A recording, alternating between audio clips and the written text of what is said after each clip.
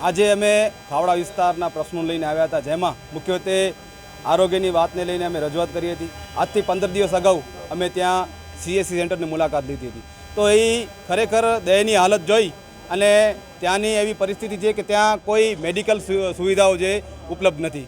તેના માટે ખાસ ત્યાં કને રજૂઆત કરવામાં આવી હતી। ત્યાંના મેડિકલ ઓફિસરે મારા હાથમાં એક કાગળ છે, એ કાગળમાં મેડિકલ ઓફિસરે ખુદ મહેકમ મોકલાવે છે દર મહિને કે હું આ CSC સેન્ટર માટે 10 થી 11 જે વસ્તુઓ જે મને જોઈએ છે તો હું ટ્રીટમેન્ટ કરી શકું। તો ત્યાંના મેડિકલ ઓફિસરની પણ ખુદ ફરિયાદ છે કે મારી કોઈ રજૂઆત સાંભળવામાં નથી આવતું।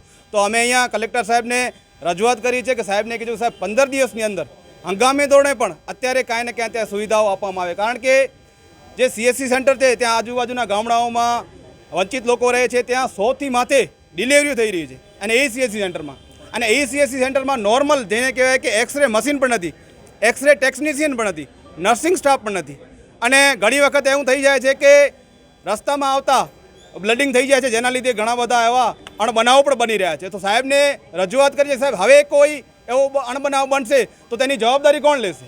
કે હવે અમે 80 વર્ષથી સહન કરી રહ્યા છીએ। અત્યારે આપણે 15 ઓગસ્ટના સ્વતંત્ર દિવસ મનાવ્યો, પણ આ 80 વર્ષ થયા, 80 વર્ષ સુધી આ સુવિધાઓ કેમ વંચિત છે?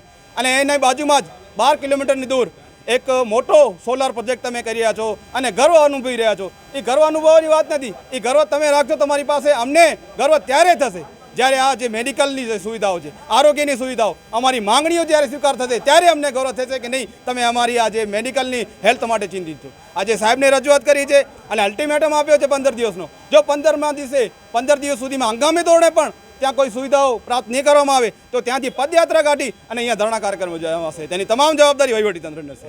ખાવડા વિસ્તારના દર્દને લઈને આજે જ્યારે કચ્છ કલેક્ટર સાહેબને આવેદનપત્ર અપાવ્યા હતા, તેમાં ખાસ ઇન્સાનિયતના નાતે મૂળભૂત જે હકો છે આરોગ્ય અને માલધારીઓ માટેના, તે માટે કલેક્ટર સાહેબને રજૂઆત કરી। અને દુઃખની વાત ત્યાં છે કે જનપ્રતિનિધિઓ આપણે નિમતા હોઈએ છીએ તે ખરેખર પબ્લિકના દુઃખ દર્દ માટે હોય છે।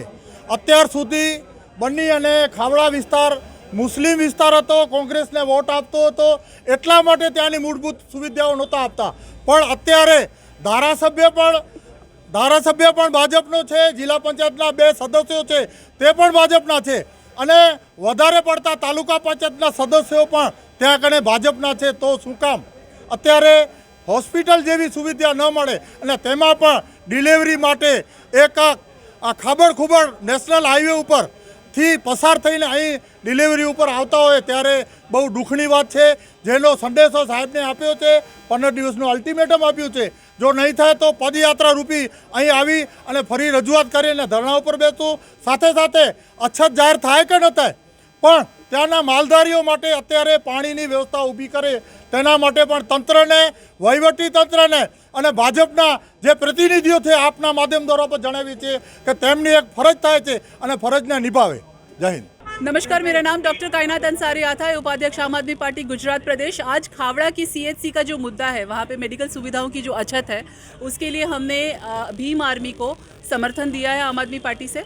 और आम आदमी पार्टी लगातार ये मुद्दे उठाती रहती है, जहाँ पे शिक्षण और आरोग्य व्यवस्था में जो भी लैप्स हो रहा है उसको हम कॉन्स्टेंटली गवर्नमेंट के पास ला रहे हैं। आज हमने जब कलेक्टर साहब से बात की है तो उन्होंने कहा है कि इस मुद्दे पर काम कर रहे हैं, लेकिन हमने साफ शब्दों में कहा है कि इसे आवेदन नहीं वार्निंग समझे। Thank you.